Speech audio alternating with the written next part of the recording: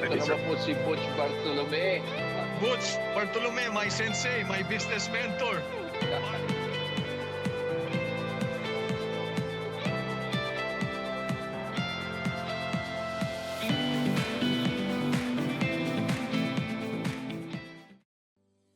Gaano kahalaga ang HMO at medical insurance sa panahon ngayon? Alamin ang mga payo ni Jason Caro sa pagpapatuloy ng aming talakayan. Ano ba ang nakikita mo ngayon sa ating, in our health situation sa Pilipinas? Ano ba talaga ang nangyayari? Kasi yung iba, I'm sorry to say, but people just do self-medication. They do learn from, mga social media. But again, pagdating ng sakit, talagang bagsak ang pamilya. No? So, ganun ba nangyayari talaga ngayon sa inyong field? Yes, Apo. May mga tao na nagsa-self-medicate, no, to lessen the cost of medical expenses, no. But in reality, mas nagiging harm pa siya eh. Mas maraming disadvantages because number one, wrong diagnosis. Minsan kasi, diba, usually pag sumakit yung tiyan ng isang tao, kapitbahay magre-recommend na ito yung gumaling sa akin, but actually iba yung diagnosis or iba yung pinagmulan talaga ng sakit, no. So yes, yun po number one. Number two, pagdating sa inflation, Pilipinas for the longest time, around 20 years on average, around 3 to 5% yung inflation. Inflation naman mas mataas ng konti, 5 to 10%, but the highest is medical inflation, 10 to 15% on average for the past 20 years. And ngayon, pinoproject siya na lahat yun, inflation rate, overall inflation rate, education inflation rate, and medical inflation rate, nagtataasan lalo ngayon because of what's happening in our country and around the world. So that's the second message po, no, na I wanted to focus on, because medical inflation rate is true and it's really a reality.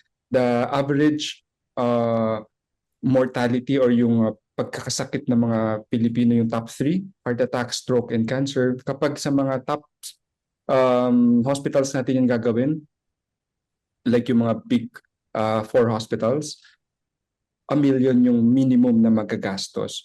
So for me, it's not really a luxury na eh. It's a need na magkaroon. It's a necessity, di ba? Para bang whatever savings you have, I mean, looking back at when you were working, nagkasakit ng dad mo, biglang lahat ng ginastos mo ay galing sa savings mo. In other words, but again, how can your insurance can help, especially like itong HMO? Ano ba ang situation ng HMO ngayon? Kasi iba tao parang sabihin lang, ayoko ng HMO kasi mahirap or mahal. Ano ba ang situation ngayon? Okay. All right. So ang HMO generally may ibang tao iniisip nila mahal ang HMO, no, but then kung i-text natin yung advantages niya, it outweighs naman the cost. Okay, perfect example. Correct. Butch, yung mother ko, no, kanina nakwento ko about my father, nagkaroon siya ng cancer. Alam mo ba, a couple of years ago, 2024, nagulat kaming lahat kasi my mother was diagnosed with a critical illness, and guess what kung ano yun? It's also cancer. Endometrial cancer naman yun sa kanya. Father ko kasi throat cancer, and then yung mother ko endometrial cancer naman. No? So, but the good thing, since we are prepared na, we bought her a medical insurance naman. Okay? Medical insurance niya is around 2 million yung coverage, no? And then pwede ba ako magsabi ng hospital dito, no? So okay lang. So dinala namin siya sa medical city, okay, and then naoperahan siya, naggamot. Ang nagastos in total 1.3 million. That's why we're so happy na nag-cover lahat ng hospitalization niya. Nasa hospital siya ng more than 2 weeks. Wow. No? And then nag-radiation din, okay, and then and other medications pa, and praise the Lord talaga ngayon cancer free na yung mother ko. Wow, amen, amen. Anyway, but eto Jason, ano ba ang dapat na attitude when you are talking to a family of four, minors, and then the father and mother about in their 40s or 30s, young professional. Should they really invest now on HMO, considering that we are having a lot of tough times? Ano bang dapat mindset? Yes, now more than ever is the best time to really invest in an HMO because number one, the rising cost of medical expenses or hospital bills. And then number two, the best time talaga to get insured with HMO and medical insurance is the time na healthy pa. Kasi the time na may sakit na, okay, kahit na may pera or gustong bumili, mahihirapan or close to zero na yung chance to get an HMO or medical insurance. Mm-hmm. That's why better to really be prepared. Mm-mm. There are different kinds of HMO. I see na you can be an outpatient lang, tapos yung hospitalization ay iba naman. Kasi karamihan ng needs naman ay outpatient, hindi ba? Yung mga laboratory, exams, and all this. Meron ba mga ganon na it can be easier on the pocket for people to avail of an HMO? Oh yes, that's right. Merong iba't ibang klase ng HMO. Sa HMO, pwedeng outpatient lang or the check-up or laboratories lang. Meron namang comprehensive na more on outpatient plus inpatient or hospitalization plus may mga annual physical exam, executive check-up. Mm-hmm. But generally, there are two kinds of health insurance in the Philippines. The first one is yung HMO, yung napag-usapan natin. Uh-huh. The second one is medical insurance. Okay, so let's talk muna about HMO. So HMO or the Health Maintenance Organization, so tinawag siya na health maintenance kasi literally pang-maintain lang talaga siya ng health. So Correct. pag nasugatan, nauntog, minor accidents, or mga minor surgery, okay, usually from 50,000 up to 200 to 300,000 yung coverage niya. Kasi pang-maintain lang talaga siya ng health, no? Or na dengue, yan, 100,000 more or less yung magagastos, depende sa hospital. Okay, but the other type naman is medical insurance. So ito naman ay ang coverage niya, minimum 1 million up to 100 million pesos na hospitalization expenses. So this is meant for critical illnesses and also meant for major hospital expenses, especially yung top 3 natin, the stroke, heart attack, cancer, and other major illnesses pa. So dalawa pala yun, ha?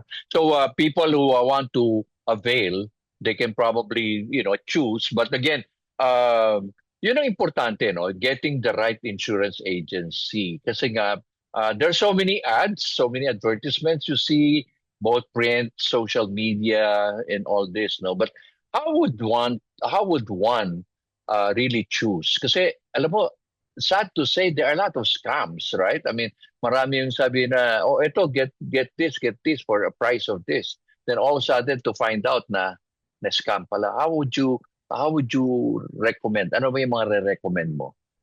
Okay. The first is, by the way, that's very valid na marami ngayong scammers and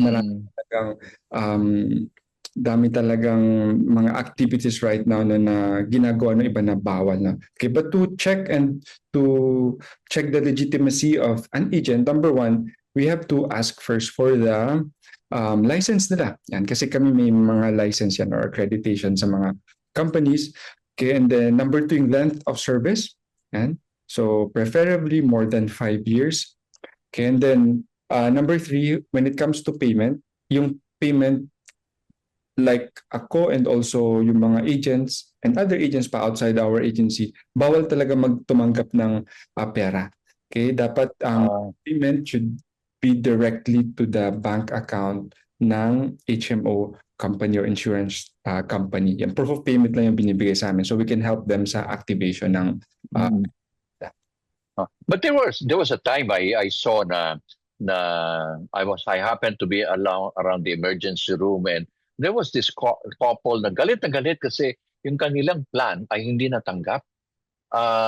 Para bang I don't want to mention the name, but sabi, ano ba yan? We were paying and all of a sudden, so they tried to call the call center, but it took about an hour or so. Paano ba yon? Ano ba nangyari sa ganun? Biglang hindi na-recognize na yung plan nila. Para bang na-expire. I don't know what happened, but they were just complaining because they have to get the kid out, no? Paano yan? Okay. So, most likely, ang nangyari dyan ay if ever na hindi covered yung condition ng anak nila, okay, yan yung nangyari. Kasi lahat ng mga HMO companies, merong mga exclusions or merong mga sakit na hindi talaga covered. Okay, some examples natin are congenital conditions, okay, autoimmune conditions, yan. And then even accidents related to alcoholism, yan, hindi yan covered, or any drug-related or illegal substance-related accidents. Yan yung mga hindi talaga covered. So that's why very important, number one, na ma-educate talaga ng agent or ng agency for the benefits and also the limitations ng plan para alam nila kung ano yung covered at hindi covered. Okay, number two, meron kasing tinatawag na waiting period or the contestability period, yung mga insurance companies and HMO companies na for 1 year, usually 12 months yan or 1 year, na pag merong sakit or unknown medical conditions na lalabas, like mga stroke, heart attack, cancer, usually yung tatlo na yan, or mga sakit na hindi related sa infection, yun ay i-consider na pre-existing condition. So ibig sabihin, yun kasi yung mga sakit na whether lumabas siya on the first year pero hindi alam ni client or ni member na meron siyang ganung sakit, so automatic na de-decline siya. No? So may ganun din. So that's the second reason. Okay, number three, yung talagang pag hindi nabayaran yung premium or hindi nabayaran yung rate, so naputol yung coverage, so hindi talaga yan matutuloy yung benefit niya. So that's why very important yung after-sales service ng mga agents. So in our case, we have a team of after-sales specialists para bukod sa akin, may tao talaga na tututok for the coverage, and also we are also the second layer for customer service. Kasi first layer is HMO, pero yun nga, pag matagal na, nag 1 hour, lumampas na, we have our own escalation team talaga to help them sa mga availments. So yun yung I guess the after sales is really what matters most, no? People can easily buy, easily offer, get offer and they sign up, but after sales is really the key, no? Para bang tsaka yung caring, no? I mean, hindi lang yung after yung sales people na ito bumili kayo, pumirma kayo, ito, okay, thank you. But again, yung sabi nga natin, extending beyond the insurance, no? Kumbaga caring.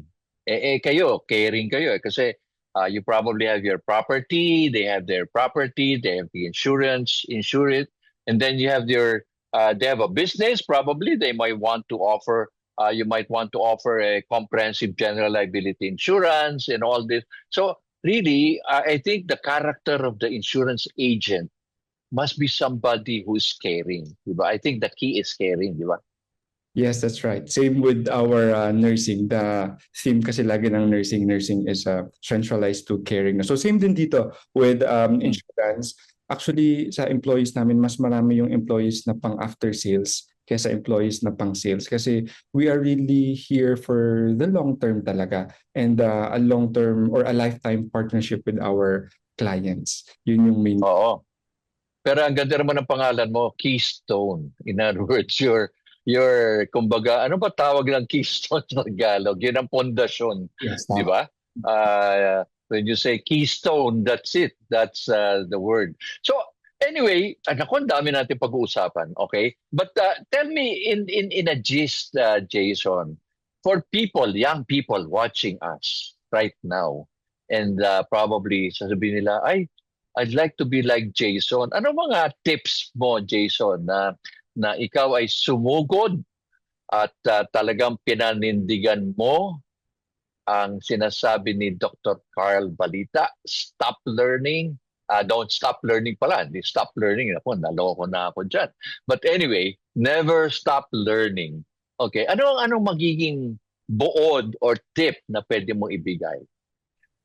Number one, is number one tip for those people na who wants to try or be in insurance business. Number one is know your why, your biggest why. Yan. Or sabi nga sa isang commercial na para kanino ka ba bumabangon. So kasi yun yung panghuhugutan natin ng lakas talaga to really keep going. Kasi hindi talaga, to be honest, hindi madali ang sales career.